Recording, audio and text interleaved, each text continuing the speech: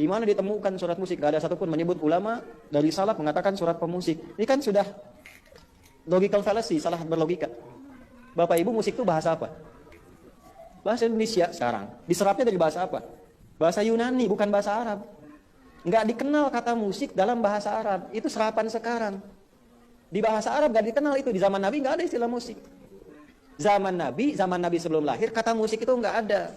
Yang ada cuma 5 kata. Yang maknanya sama dengan musik yang disebut sekarang. Apa itu? Satu hida atau huda.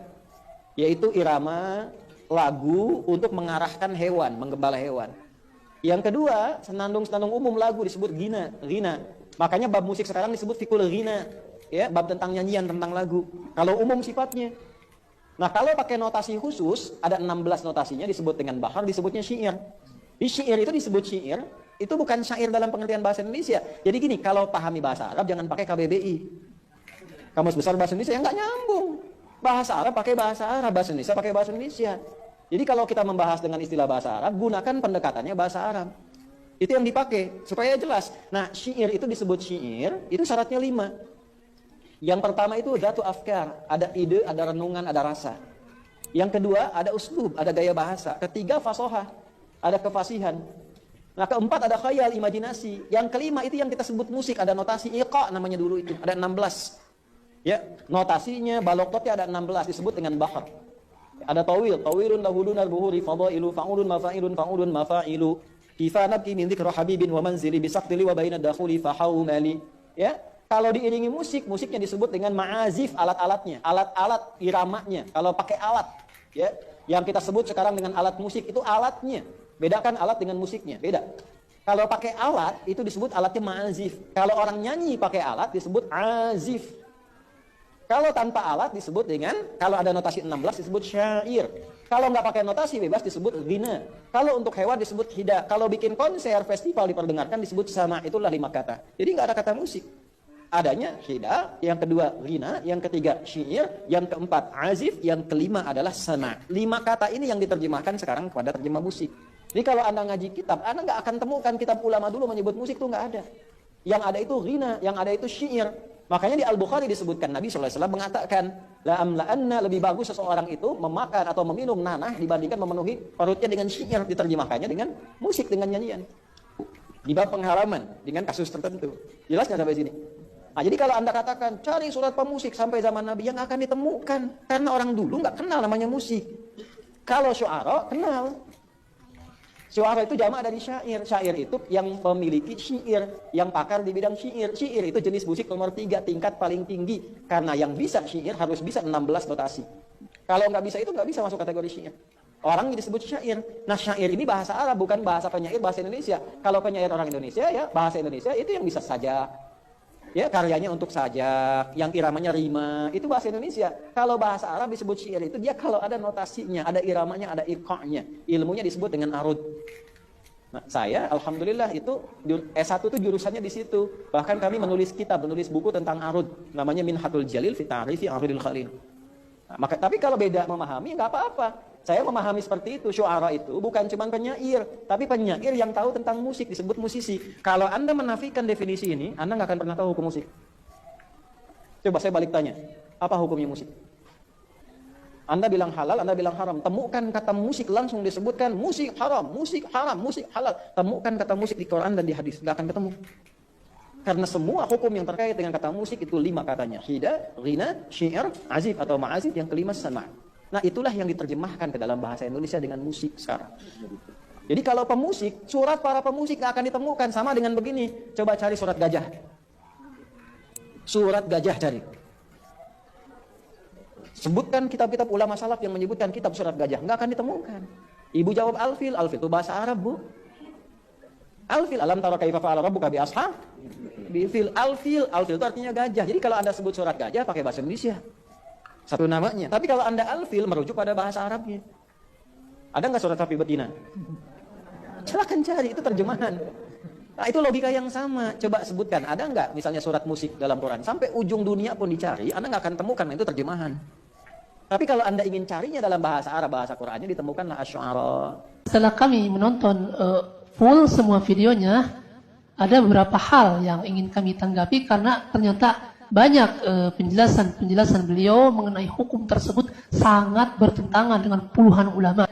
Bahkan banyak dari penjelasan-penjelasan beliau yang seolah-olah dimanipulasi dan disembunyikan mengenai hukum yang sebenarnya. Baik, yang pertama yang akan kami tanggapi mengenai pernyataan beliau yang menyebutkan bahwa di zaman Nabi itu tidak ada yang namanya kata-kata musik. Yang ada itu ada 5 hal kata beliau. Yang pertama al-hida, kemudian al-ghina, kemudian as-sa'ir, kemudian al-ma'azib, dan kemudian as-sama. Nah, 5 hal tersebut ketika beliau menjelaskan ternyata hukumnya tidak sesuai, bahkan bertentangan dengan puluhan ulama. Setelah diotak-atik dengan gaya beliau, kemudian banyak sekali retorika, akhirnya hukum finisnya itu tidak jelas. Dan ini fakta, kawan-kawan yang menonton video beliau itu akan melihat finish yang sama.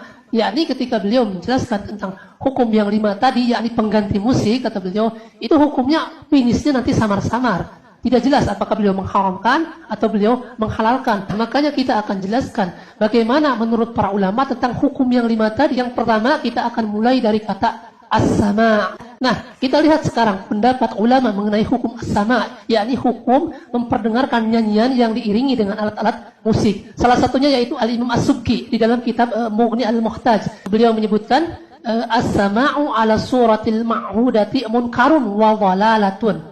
Jadi kata beliau hukum as-sama dengan karakter yang dikenal, yakni nyanyian yang diiringi dengan alat-alat musik, itu apa? Kata beliau munkarun wa dhalalatun. Itu adalah perbuatan yang munkar dan merupakan kesesatan. Kemudian kata beliau, wa huwa min af'alil jahalati wasyayatini. Dan as-sama itu yakni nyanyian yang diiringi dengan alat musik itu merupakan perbuatan orang jahil dan para syaitan. Ini kata Imam As-Subki, bukan kata kami ya. Jadi jangan dipotong videonya. Jadi sangat jauh sekali dengan apa yang dijelaskan oleh Al-Ustadz Adi Hidayat mengenai hukum as-sama ini. Kemudian kata beliau, wa man za'ama ala dzalika qurbatun. Barang siapa yang menganggap bahwa as-sama ini salah satu bentuk qurbah, yaitu bentuk mendekatkan diri kepada Allah, faqad kadzdzaba wa iftara 'ala Allah, maka ia telah berdusta atas nama Allah. Kemudian kata beliau, dan barang siapa yang menyandarkan perbuatan ini kepada Rasulullah, yakni menganggap bahwa nyanyian dan yang disertai dengan alat musik ini adalah sebagai bentuk mendekatkan diri kepada Rasulullah, maka orang tersebut yu'adabu adzaban sadidan, maka hendaklah orang tersebut dikasih pelajaran yang keras. Kemudian kata beliau, wa yudkhalu fi jumratil kadzibin, dan orang tersebut telah berdusta atas nama Rasulullah. Kemudian beliau menyebutkan hadis, man kadzdzaba alayya muta'ammidan falyatabawwa maq'adahu minan nar. Barang siapa yang berdusta atas nama aku, maka hendaklah orang tersebut mempersiapkan tempat duduknya di neraka. Jadi ngeri sekali hukum as-sama, yakni mendengarkan nyanyian dengan diiringi alat musik. Ini jelas sekali beliau menyebutkan bahwa ini salah satu bentuk kejahilan, salah satu bentuk kemunkaran, salah satu bentuk kesesatan, dan ini perbuatan para syaitan. Bahkan beliau menyebutkan bahwa as-sama ini harus diingkari dengan lisan, dengan tangan, dan dengan hati. Jadi sangat bertentangan sekali dengan apa yang disampaikan oleh Ustadz Adi Hidayat. Ya, kalau beliau menyebutkan as-sama ini penuh dengan retorika, hasilnya tidak jelas apakah haram atau tidak. Bahkan cenderung beliau mengatakan as-sama ini sesuatu yang boleh. Nah, itu baru satu ulama yang menyebutkan tentang hukum as-sama. Dan ulama yang lain ketika menjelaskan hukum as-sama, ini hukumnya sama. Beliau mengingkari. Bahkan perbuatan tersebut adalah perbuatan yang haram. Ya. Baik, jadi yang disebutkan oleh Al-Ustadz Adi Hidayat bahwa di zaman Nabi itu tidak dikenal dengan nama musik. Tapi salah satunya yang kita bahas pertama, kata as-sama. Sudah jelas sekali disebutkan oleh para ulama bahwa hukum as-sama itu seperti itu, yakni hukumnya haramnya. Kemudian yang kedua yang disebutkan oleh beliau itu, yakni yang di zaman Nabi itu tidak ada musik, tetapi kata yang kedua yang beliau sebutkan yaitu al-ma'azib. Kita akan gali bagaimana hukum ma'azib menurut para ulama. Apakah sama dengan yang disampaikan oleh Al-Ustadz Adi Hidayat atau tidak. Yang pertama kita akan nukil perkataan Al-Imam An-Nawawi di dalam kitab Rawdatul Talibin.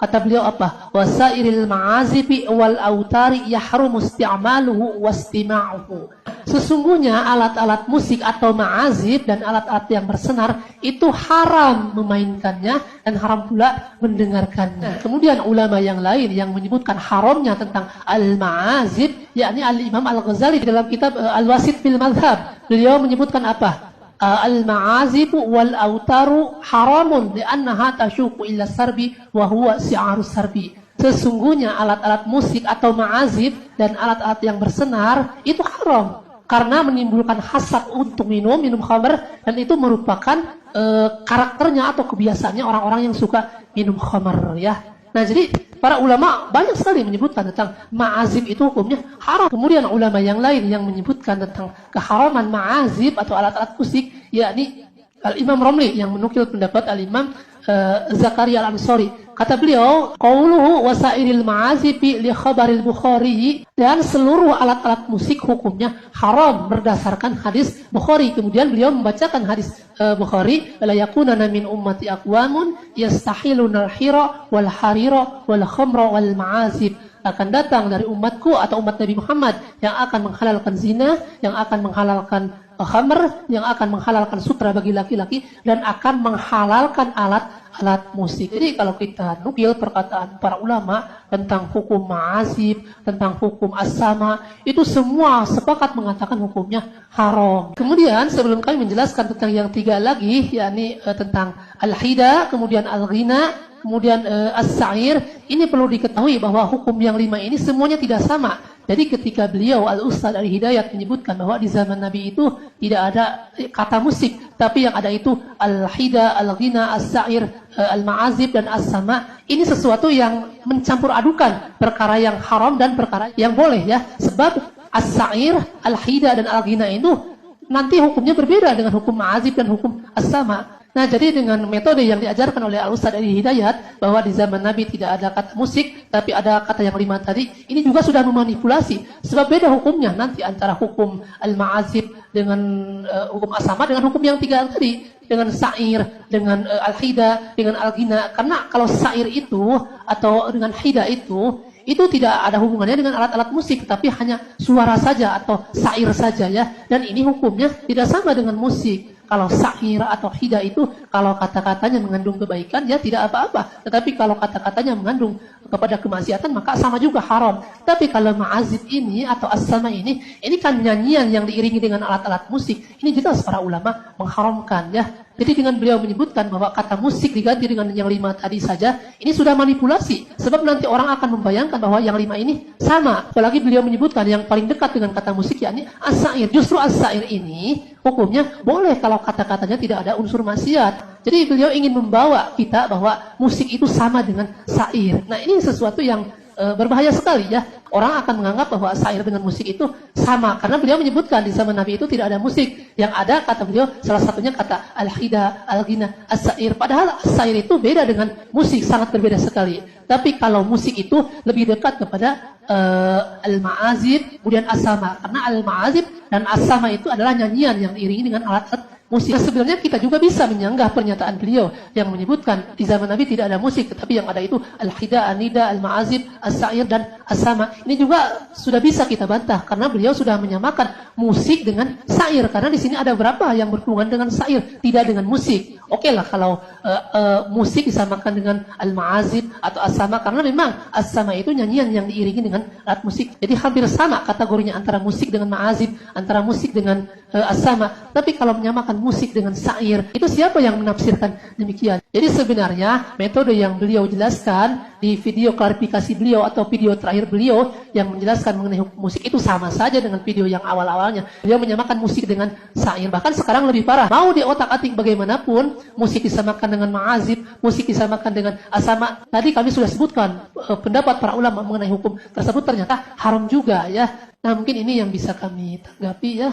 Mudah-mudahan bermanfaat. Subhanakallahumma wa bihamdika asyhadu an la ilaha illa anta astaghfiruka wa atubu ilaik. Assalamualaikum warahmatullahi wabarakatuh.